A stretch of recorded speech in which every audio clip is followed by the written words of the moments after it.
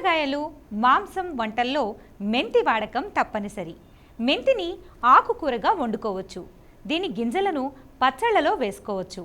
మెంతి సాగు లాభదాయకంగా ఉంటుంది. 5-6 రోజుల్లో చేతికి వచ్చే ఈ సుగంధ ద్రవ్యం పండించడం పెద్ద కష్టమేమీ కాదు.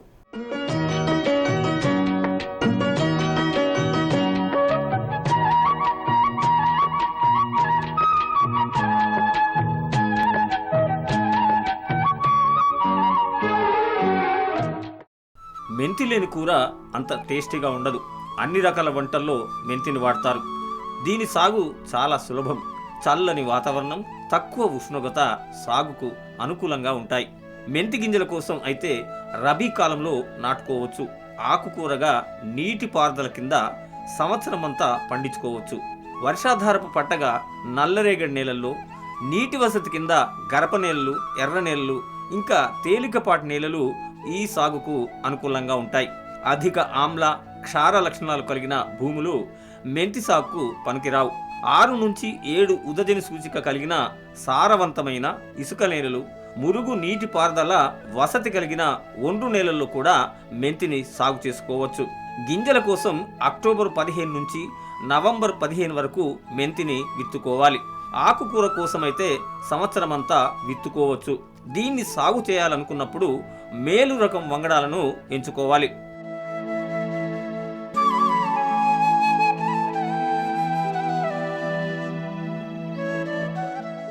లామ్ సెలెక్షన్ 1 రకం మెంతి 80 రోజుల్లో చేతికి వస్తుంది. వర్షాధారం కింద దీన్ని సాగు చేసినట్లయితే ఎకరాకు కనీసం 3 క్వింటాళ్ల దిగుబడి వస్తుంది.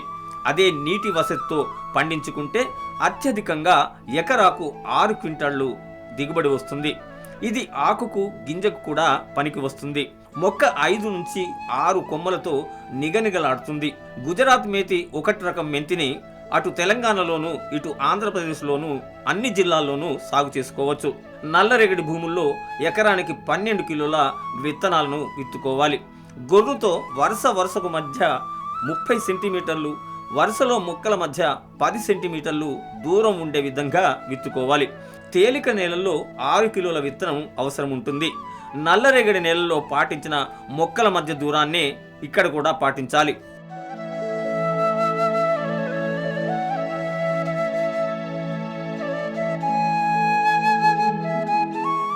విత్తే ముందు 1 గ్రామ్ కార్బండిజం కిలో విత్తనానికి కలిపి విత్తన శుద్ధి చేసుకోవాలి. ఎకరానికి 600 రైజోబియం కల్చర్తో విత్తన శుద్ధి చేయాలి.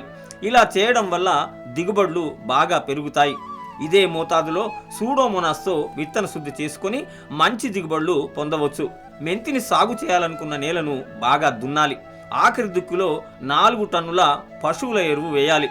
దీంతో పాటు 20 కిలోల యూరియా, 165 కిలోల సింగిల్ సూపర్ ఫాస్ఫేట్, 35 కిలోల మ్యూరేట్ ఆఫ్ పొటాష్ రసాయనిక ఎరువులు వేసుకోవాలి. ప్రతి ఆకు కోత తర్వాత 40 కిలోల అమోనియం సల్ఫేట్ని వేసి నీరు కట్టాలి. దీనివల్ల మరింత ఏపుగా మొక్కలు పెరుగుతాయి. మెంతి సాగు చేసిన రైతులు అంతర కృషి చేయాలి. విత్తిన వెంటనే పెండి మిథాలిన్ బరువైన నేలల్లో 1.3 లీటర్లు, తేలిక నేలల్లో 1 లీటర్ మందు 200 లీటర్ల నీటిలో కలిపి పిచికారీ చేసుకోవాలి. మొదటి నెల వరకు కలుపు నివారణ చేసుకోవచ్చు. విత్తిన 15 రోజులకు ఒకసారి కలుపు తీసి మరో 15 నుంచి 20 రోజులకు గొర్రుతో గాని, దంతితో గాని అంతర కృషి చేయాలి. మెంతి పంటకు చీడపీడల బెడద కూడా ఉంటుంది. పేనుబంక, ఆకు తినే పురుగు, మిడతలు ఆశించే అవకాశం ఉంది. ఈ పురుగులను నివారించడానికి లీటర్ నీటికి 2 మిల్లీలీటర్ల డైమిథోయేట్ కలిపి పైరుపై చల్లాలి. రబ్బరు పురుగు ఆశిస్తే అది ఆకులను, కొమ్మలను తింటుంది. దీన్ని నివారించుకోవాలంటే లీటర్ నీటికి 2.5 మిల్లీలీటర్ల క్లోరోపైరిఫాస్ కలిపి పంటపై పిచికారీ చేయాలి. ఇది రబ్బరు పురుగులను బాగా నివారిస్తుంది.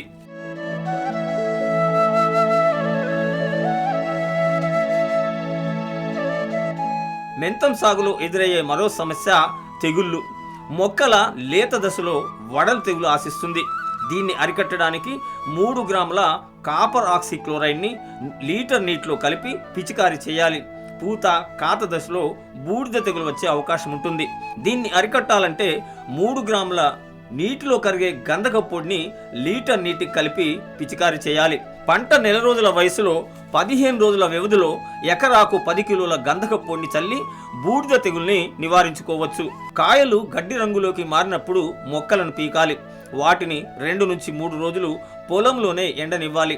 ఎండిన తర్వాత నూర్చుకొని గింజలను ఎండబెట్టి సంచుల్లో నిల్వ చేసుకోవాలి. ఆకుకూర కోసమైతే విత్తిన 25 నుంచి 30 రోజులకు మొదటి కత్తిరింపు తీసుకోవాలి. ఆ తర్వాత ప్రతి 12 నుంచి 15 రోజులకోసారి కత్తిరించుకోవచ్చు. 2 నుంచి 3 కత్తిరింపుల తర్వాత మొక్కలను గింజల కోసం వదిలిపెట్టాలి. గింజల కొరకు వేసిన మెంతి 5 నుంచి 6 వారాల తర్వాత పూతకొస్తుంది. 10 లేదా 11 వారాల్లో కోతకు సిద్ధమవుతుంది. కొయ్యలను కర్రలతో కొట్టి గింజలను తీసి శుభ్రపరచాలి. ఆ తర్వాత గోనె సంచుల్లో నిల్వ చేసుకోవాలి.